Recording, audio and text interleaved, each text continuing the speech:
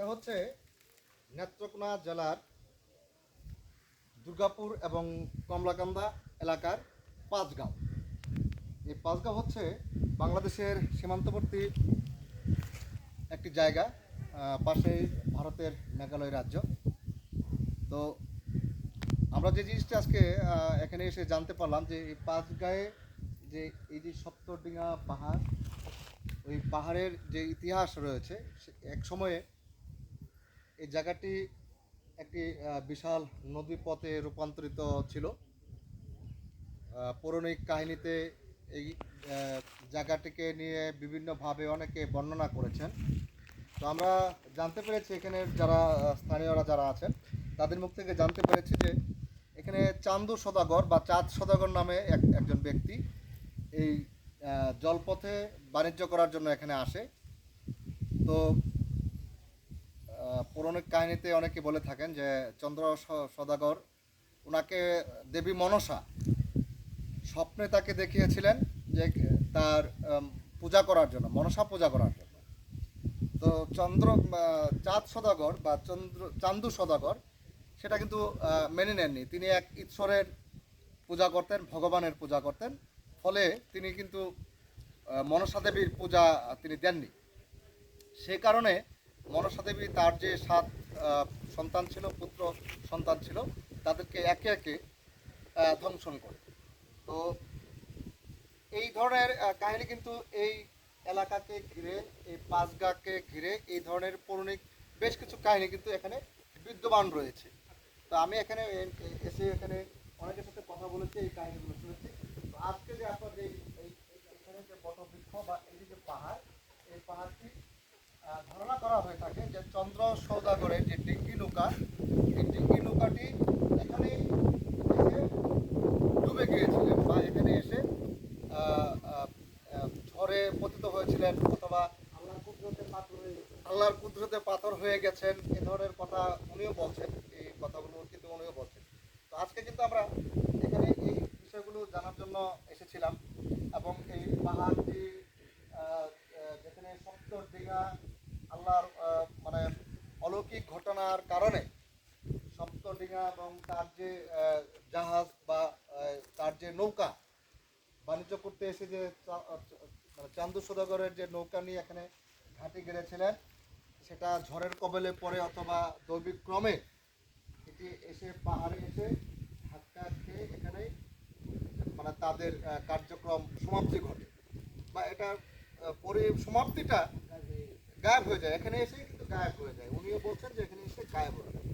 তারই একটি চিহ্ন কিন্তু এই পাহাড়। আমরা যতটুকু জানতে পেরেছি, এই যে পাহাড়, এটা হচ্ছে সিংকাটা। এটার নাম হচ্ছে সিংকাটা, বাগবেট, বাগবেট থানা, মানে ইন্ডিয়ান বাগবেট থানা, এটা কলমাকান্দা থানা। আর ওই সাইডে হচ্ছে 8 নং রংসাতি ইউনিয়ন। এটা 8 নং রংসাতি ইউনিয়ন। ইউনিয়ন। যাই হোক, তো এই যে পাহাড়টি দেখছেন, এই পাহাড়টি কিন্তু মূলত মানে আমরা যতটুকু জানতে পেরেছি যে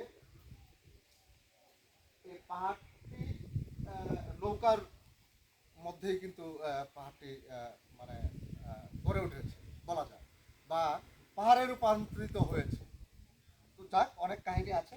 তো আজকে আমরা এই বিষয়গুলো জানতেই কিন্তু এখানে এসেছিলাম। যাই হোক, ভারতের মানে ইন্ডিয়া, স্টেট অফ ইন্ডিয়া যেটা, মানে তাদের আজকে ইলেকশন, জাতীয় ন্যাশনাল ইলেকশন, সে কারণে এখানকার যে সিকিউরিটি, আমাদের বাংলাদেশ এবং ভারতের যে সীমান্ত রক্ষার কাজে যারা নিয়োজিত আছেন, তারা এখানে প্রবেশ করতে সকলকে বারণ করেছেন। তা না হলে এখানে বাংলাদেশের বিভিন্ন জায়গা থেকে হাজার হাজার দর্শনার্থী কিন্তু এই জায়গায় আসেন। চান্দু সদাগরের ডিঙ্গি নৌকা, যে এই পাহাড় থেকে ডিঙ্গি নৌকা হিসাবে আমরা যেটা ধরে নিই।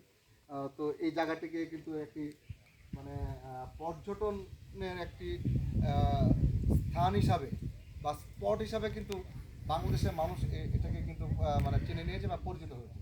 তো আজকে আমরা এখানে এসেছিলাম আমাদের হালুয়াঘাটের যে বিজয় ক্রিকেট একাডেমি, ওদের তান্না আছে, তান্নার সাথে আরও কারা আছে, তাদেরকে নিয়ে তার যে টিম, আমরা কিন্তু সবাই এখানে এসেছিলাম।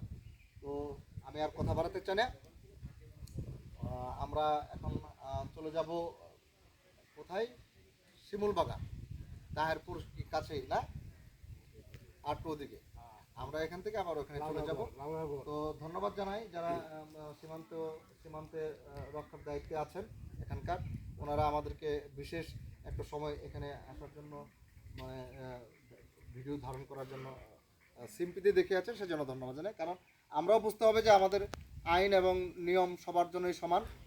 তো এখানকে যেহেতু জাতীয় নির্বাচন, সে কারণে এখানে কিন্তু পর্যটন বাংলাদেশ থেকে প্রতিনিয়তই আসছে, কখনোই বাধা দেন না। কিন্তু আজকে যেহেতু সেখানে নির্বাচন, সে কারণেই আজকে আমরা আপনাদেরকে ওই সাইটগুলো দেখাতে পারতাম, পাহাড়ের চূড়ায় উঠে আরও বিভিন্ন পাঠ্য আপনাদেরকে উপস্থাপন করতে পারতাম। কিন্তু বিশেষ কারণে আজকে আর আমরা আপনাদেরকে পরবর্তীতে যদি কোনো সময় এখানে আসি বা টোর করি, তাহলে আপনাদেরকে সেই বিষয়ে বিশদভাবে জানাতে পারবো। সবাইকে এই এলাকায়, এটি একটা শান্তিপ্রিয় এলাকা নিঃসন্দেহে, এবং বর্ডার বেল্ট হলেও এখানের মানুষ অত্যন্ত আতিথেয় পরায়ণ এবং তাদের আন্তরিকতা, ব্যবহার, আচরণ সব দিক থেকেই কিন্তু পজিটিভ বলা চলে। যে কারণে এখানে আপনারা অনায়াসে পরিবার পরিজন নিয়ে এবং কিছু ইতিহাস জানার জন্য কিন্তু আপনারা এখানে আসতে পারেন। আর এখানে প্রাকৃতিক সৌন্দর্য খুবই সুন্দর। তো সবাইকে ধন্যবাদ যারা আজকে আমার এই ভিডিওটি দেখছেন, তাদেরকে সকলকে ধন্যবাদ জানিয়ে আমি বিদায় নিচ্ছি। খুদা হাফেজ, আসসালামু আলাইকুম।